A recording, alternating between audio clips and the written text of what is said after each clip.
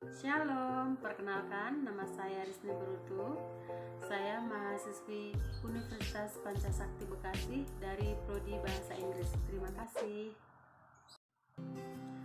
Di tugas presentasi saya akan memaparkan tentang pendidikan agama Kristen. Pendahuluan.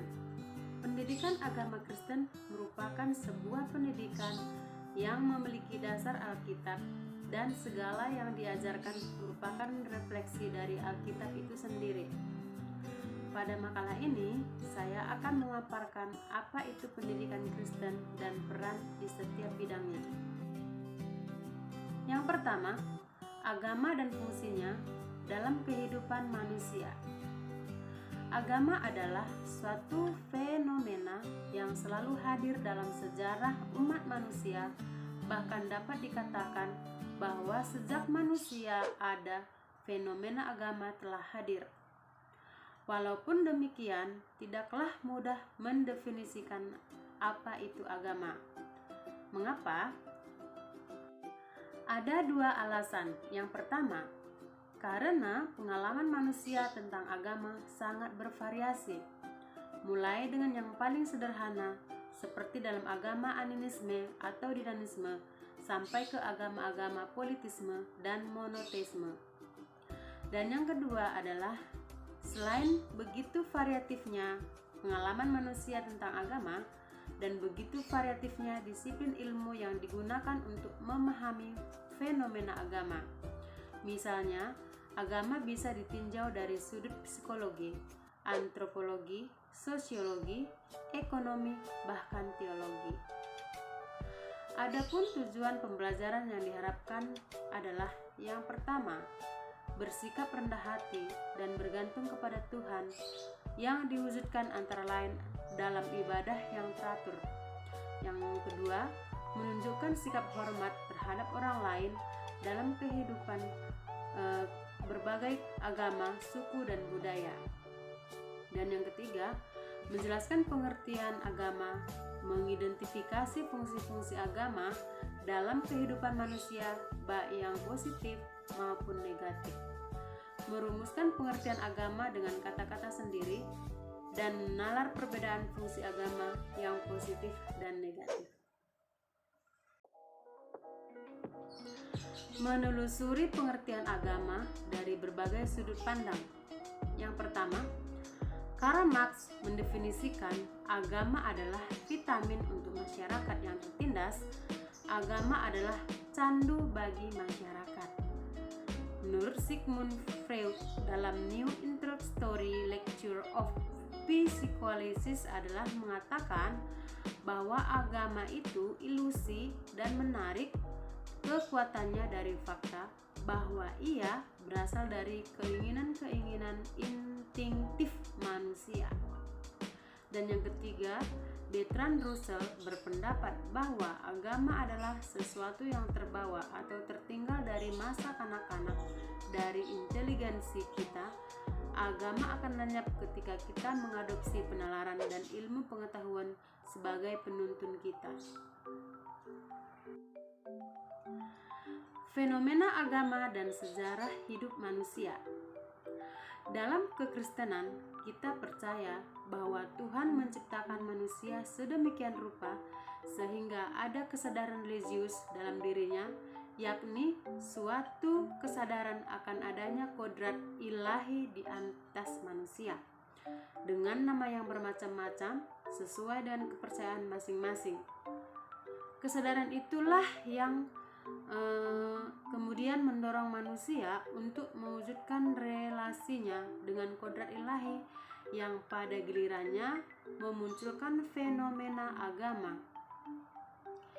Itulah sebabnya fenomena agama tak mungkin bisa dihapus sama sekali, walaupun bisa ditekan ke tingkat yang serendah-rendahnya oleh berbagai faktor dalam kehidupan manusia dan bermasyarakat.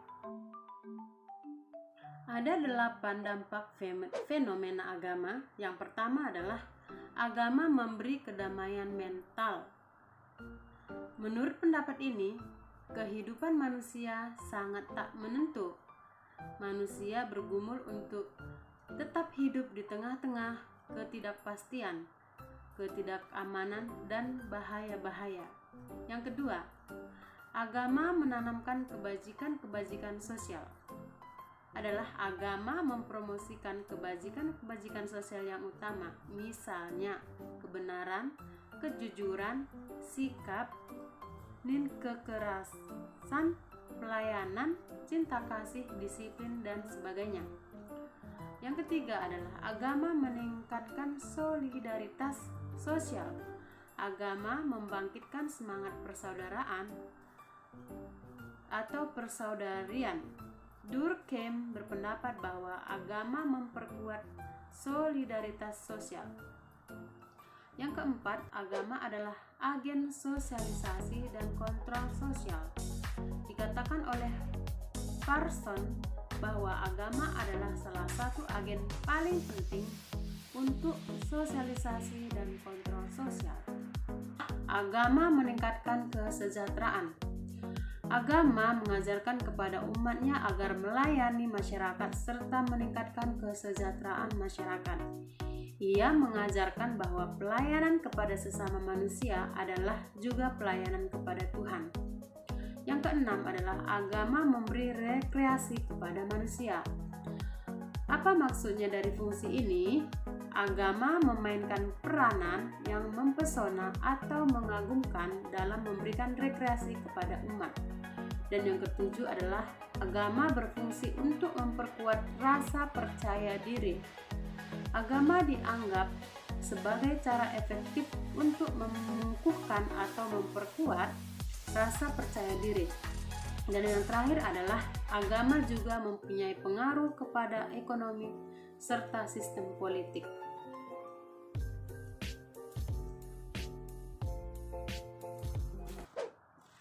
Membangun argumen tentang pengertian agama dan fungsi positifnya dalam kehidupan manusia.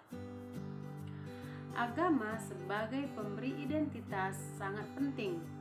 Karenanya, agama menjadi sumber acuan untuk memahami dan menemukan apa makna hidup manusia.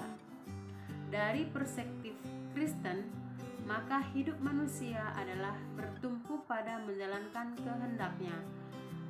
Di dalam perintah utama dan pertama, yakni hukum kasih, baik kasih Allah kepada Allah maupun kasih terhadap sesama, yang tertulis dalam Matius 22 ayat 37 sampai 40.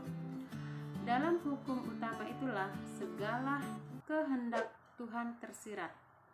Sesama manusia tidak ditentukan oleh kesamaan suku, ras, atau agama.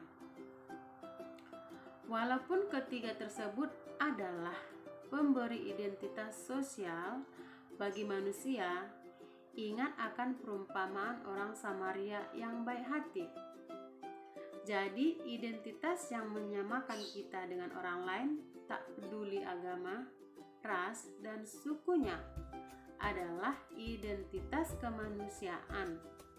Yang menyamakan semua orang adalah kemanusiaannya. Itulah sebabnya perintah itu berbunyi, kasihilah sesamamu manusia. Mendeskripsikan pengertian agama dan fungsinya agar selalu positif. Berpikir positif adalah melihat segala sesuatu sebagaimana adanya. Berpikir positif merupakan proses pikiran yang dapat melihat segala sesuatu apa adanya, yaitu timbul, bertahan, dan tenggelam. Jika kita dapat melihat segala sesuatu sebagai suatu proses, maka itu adalah proses yang sangat wajar dari segala sesuatu.